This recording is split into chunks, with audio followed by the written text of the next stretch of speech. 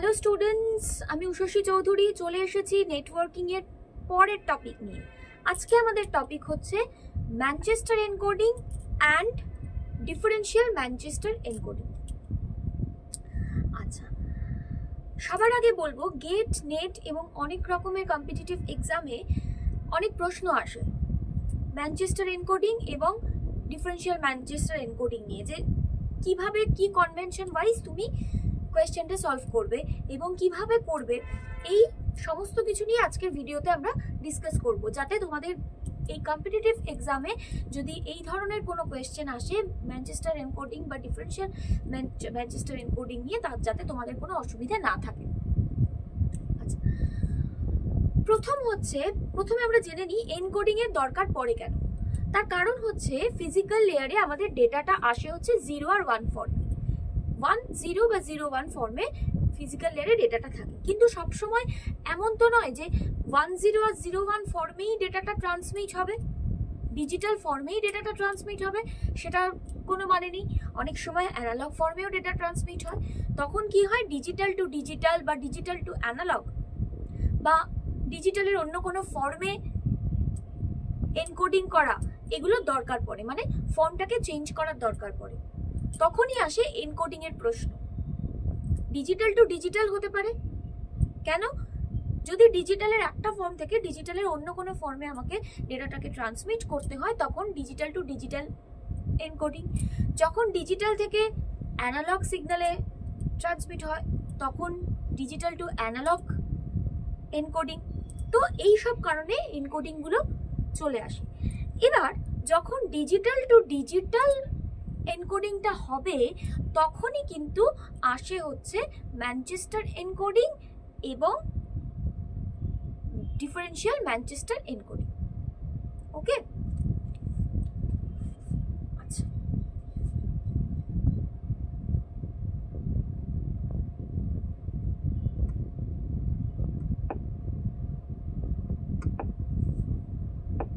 আমরা একটু দেখে নিই কি রকম হচ্ছে।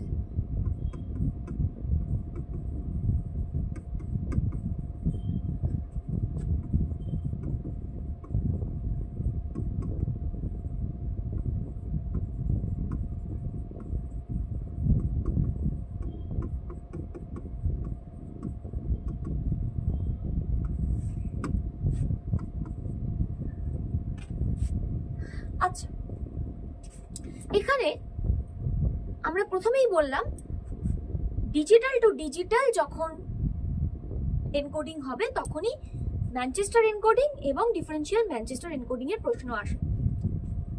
এখানে দু ধরনের কনভেনশন হয়, একটা হচ্ছে ডক্টর থমাস আর একটা হচ্ছে IEEE। ডক্টর থমাস যা কনভেনশন দেবে, IEEE সবসময় তার উল্টো দিয়ে দেয়। ডক্টর থমাস যে কনভেনশনে আমরা ইউজ করব দেখব, IEEE জাস্ট তার অপোজিট। কোয়েশ্চেনে অনেক সময় বলাই থাকে যে এই কনভেনশন ওয়াইজ তুমি করো, আবার বলা নাও থাকতে পারে। যদি না থাকে তখন আমরা IEEE ফরম্যাটে করতে পারি বা ডক্টর থমাসেও করতে পারি, but you have to mention যে আমি এই ফরম্যাটে করলাম। আর কোয়েশ্চেনে যদি বলা থাকে যে তুমি ডক্টর থমাসে করো, তাহলে তোমাকে ডক্টর থমাসেই করতে হবে, বা IEEE তে বলা থাকলে IEEE তেই করতে হবে। এই হচ্ছে ব্যাপার। আচ্ছা, প্রথমে হচ্ছে ম্যানচেস্টার।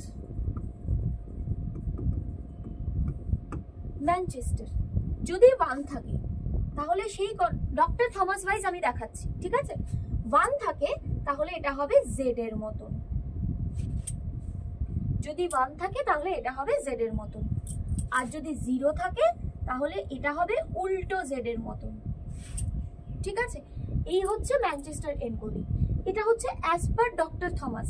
এবার যদি IEEE হয় তাহলে জাস্ট জিনিসটা উল্টে যাবে, এটা হয়ে যাবে উল্টো জেড আর এটা হয়ে যাবে জেড। এটা IEEE, এটা ডক্টর থমাস, ঠিক আছে? এবার আমরা একটা স্ট্রিং নিয়ে কাজ করি, একটা ডেটা নিয়ে। ধরা যাক আমার কাছে স্ট্রিংটা হচ্ছে 10100, ঠিক আছে? আমি কি করব, এইভাবে ডেটাটাকে ভাগ করে নেব স্ট্রিংটাকে।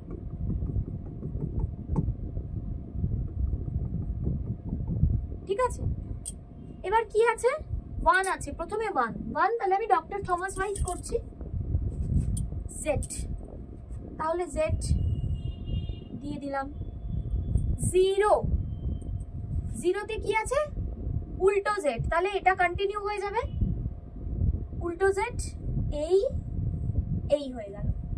আবার আছে 1, 1 এ কি আছে, z,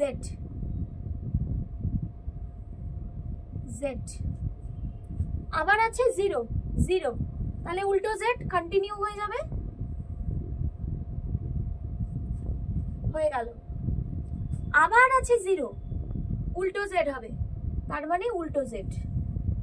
কিন্তু হ্যাঁ, আমাকে কি করতে হবে, এটাকে জয়েন করতে হবে, আর মাঝখানে যেহেতু পরপর দুটো 0, মাঝখানে এই জায়গাটা ব্ল্যাঙ্ক থেকে গেছে, তাই এই দুটোকে আমি জয়েন করে দিলাম।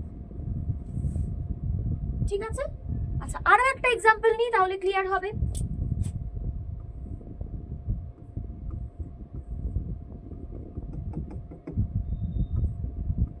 জিরো 1 0 0 1,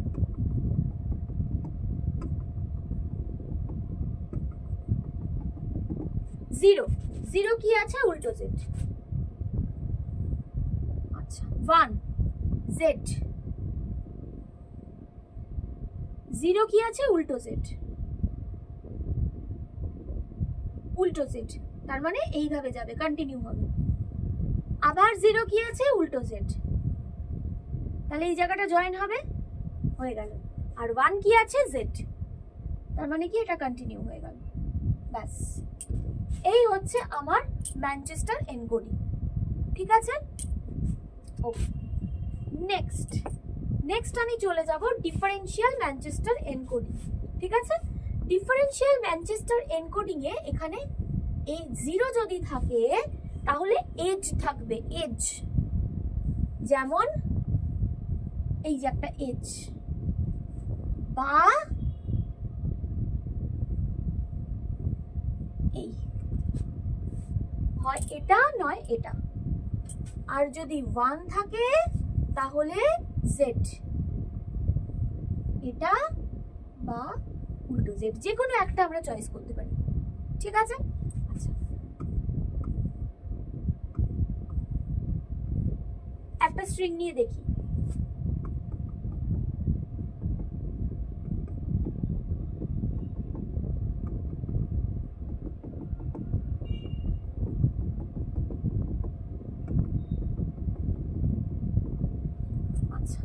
প্রথমে আছে 1, তাহলে উইদাউট এজ, কোনো এজ নেই, তাহলে এটা দিয়ে স্টার্ট হবে।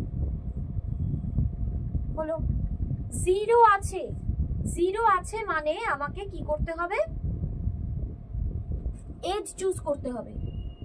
তাহলে কোন এজটা আমি চুজ করব, এটা দিয়ে চুজ করলাম, কারণ এইটা দিয়ে যেহেতু আছে, আমি এই গেল 1 আছে। এবার এটার কন্টিনিউয়েশনের জন্য আমি এটা চুজ করতে পারি, তাহলে এই। আবার 0 আছে, 0 আছে, এবার এটা আমি এটা চুজ করব, কারণ এখানে এন্ড হয়েছে, এই। আবার 1 আছে, এবার এটার কন্টিনিউয়েশনের জন্য আমি এটা চুজ করলাম, এই হয়ে গেল। ঠিক আছে, আচ্ছা আর একটা এক্সাম্পল নিই, 0 1 0 0 1,